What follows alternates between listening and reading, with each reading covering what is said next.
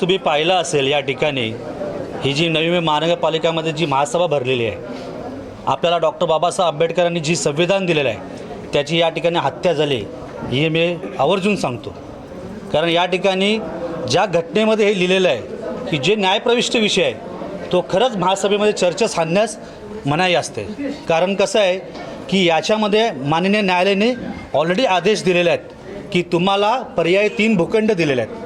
त्या भूखंडावरती तुम्ही कामकाज सुरू करा आणि महापालिकेने असंही ॲफिडेविट दिलेलं आहे की आम्ही 6 महिन्यामध्ये त्या भूखंडावरती मलउदंचन केंद्र बांधणार आहे. या ठिकाणी मला त्या सदस्याला असं विचारायचं आहे की तुम्हाला खरंच डिग्यासाठी मलउदंचन केंद्र पाहिजे होतं की हेतुपुरस्सर तो हॉटेल पाहिजे होता?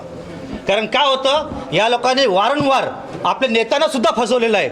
खोटी कागद दाखवायची, इकडचा कागद तिथं दाखवायचं, तिकडचा कागद इथं दाखवायचं, अशा पद्धतीने अख्ख्या डिग्यामध्ये अनधिकृत बांधकाम झालेले आहेत. त्याच्याविषयी नाही बोलणार, त्या डिगावाशांबद्दल नाही बोलणार. ज्यांच्या जमिनी तुम्ही अनधिकृत त्यांना आजपर्यंत त्यांना मरणासाठी ठेवलेलं आहे. माझ्याकडे काही कागद आहेत, आज ते पण दाखवतो मी तुम्हाला. रस्त्याचा ॲग्रीमेंट दाखवता 2005 मध्ये जो रस्ता तुम्हाला महापालिकेला दिलेला आहे, हा कशासाठी दिला आहे? फक्त मेंटेनन्ससाठी दिलेला आहे. त्या रस्त्या अंतर्गत जागा नाही दिली आहे, तुम्ही मालक नाही आहेत. तुम्ही जो रस्त्यासाठी खर्च केला आहे त्याच्यामध्ये स्पष्ट उल्लेख आहे. काहीतरी पॉईंट दाखवायचं, महासभेची दिशाभूल करायचं, आपल्या नेत्यांना पण फसवायचं, इथून उड्या मारायच्या तिकडं, तिकडून उड्या मारायच्या इकडं, हेच चालले. जर तुम्हाला खऱ्या अर्थाने जर मलउदंचन केंद्र पाहिजे होतं तर कोर्टाने आदेश दिले, तुम्हाला 3 भूखंड दिले, त्याच्यावरती काम का सुरू केलं नाही? तुम्ही म्हणता वारंवार की आमचे भूखंड गेले चोरीला, आमचे भूखंड गेले चोरीला. मग तुम्हाला 1 रुपया किमतीमध्ये जे भूखंड MIDCने दिलेले आहेत ते का ना ताब्यात घेतले? आज 2 वर्ष झाले हे भूखंड तुम्हाला दिल्यात, तुम्ही हे ताब्यात न घेता तुम्ही फक्त हेतुपुरस्कार काहीतरी पाहिजे होतं म्हणून तोच भूखंड पाहिजे, तोच भूखंड पाहिजे. हा का अट्टास? जर तुम्हाला खऱ्या अर्थाने डिगावाशांचं जर हित जपायचं होतं तर तुम्ही त्या गोष्टीसाठी जर प्रयत्न करायला पाहिजे होतं. आज या ठिकाणी हे तुम्हाला मी एक कागद दाखवतो. ही कुणाची कंपनी आहे? अथर्व रॉयलिन. कुणाची सही आहे? वाचून घ्या, हे कागद नीट वाचून घ्या. हा काय प्रकरण आहे? तर हा प्रकरण असं आहे की जे अतिक्रमण झालेलं आहे डिगामध्ये ज्या बिल्डिंगावरती, त्या बिल्डिंगावरती आम्हाला 800 मीटरचा भूखंड देण्यात यावा.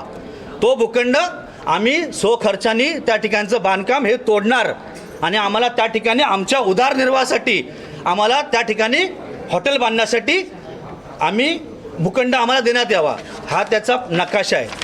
म्हणजे ज्या डिगावाशांनी स्वतःच्या आयुष्याची कमाई दिली तुम्हाला आणि त्या आयुष्याच्या कमाईने त्या ठिकाणी घर घेतलं, त्या लोकांना कोर्टाने आज कोर्ट रिसिव्हर लावून बाजूला केलेलं आहे. अशा परिस्थितीमध्ये आपण त्यांना परत त्या घरात न टाकता त्या ठिकाणी आपल्या स्वतःच्या उदरनिर्वाहासाठी भूखंड मागता. तुम्हाला भूखंड नाही भेटलं म्हणून मुंबई एक्सप्रेस हॉटेलवरती आले. हे कितपत आहेत? अहो खरं सांगा ना, ॲग्रीमेंटमध्ये जर 2005ला तुम्हाला जर कुठला भूखंड दिला असता तर तत्कालीन आयुक्त रामास्वामी यांच्या टायमाला प्रशासक काल नव्हता, त्यावेळेस त्यांनी का असे निर्देश दिले की तुम्ही submit with NOC from MIDC? हे का आदेश दिले? तुम्ही नेहमी प्रशासक कालची तुम्ही चौकशी लावासाठी अनेक तदर्थ समिती या ठिकाणी बनवल्या. मग आता ज्या सभापती किंवा कुणाच्या पतीने या ठिकाणी 27 कोटींनी टेंडर काढलं, 27% अभावनी जे 19 कोटीचं टेंडर होतं डिगावाशांसाठी, हा कुणाला मल खायचं होतं डिगावाशांचा? आज ह्या मल खाण्याच्या नादात लोकांनी यांना घरी बसवलं. हे यांना कळत नाही का? जर तुम्हाला खऱ्या अर्थाने जर डिगावाशांसाठी मलउदंचन केंद्र पाहिजे होतं तर कोर्टाने तुम्हाला दिलेलं आहे. आम्ही इतके दिवस गप्प बसलो कारण का न्यायप्रविष्ट विषय आहे, पण तुम्ही बोलायला भाग पडता. आम्ही कोर्टाचा अवमान होऊ नये म्हणून आम्ही शांत होतो या ठिकाणी. परंतु माझी अशी मागणी आहे, सभागृह नेत्यांनी अनेक समिती या ठिकाणी बनवल्यात ना, तदर्थ समिती, आम्हाला पारदर्शक कारभार करायचे आहेत. आज ह्या नगरसेविका ज्या नवीन आल्यात यांनी सुद्धा वचनं दिल्यात त्यांच्या प्रभागातील लोकांना की आम्ही सुद्धा पारदर्शक का काम करणार या ठिकाणी. तो का होत नाही?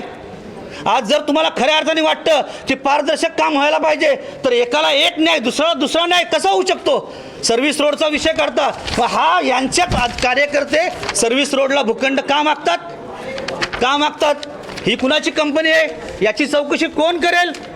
आणि जे भूखंड आता भेटल्यात किंवा जे ॲग्रीमेंट भेटल्यात, आणि त्याच्यावरती 27% जे काम चालू केलेलं आहे, 27 कोटीला जे काम घेतलेलं आहे त्याची चौकशी कोण करेल?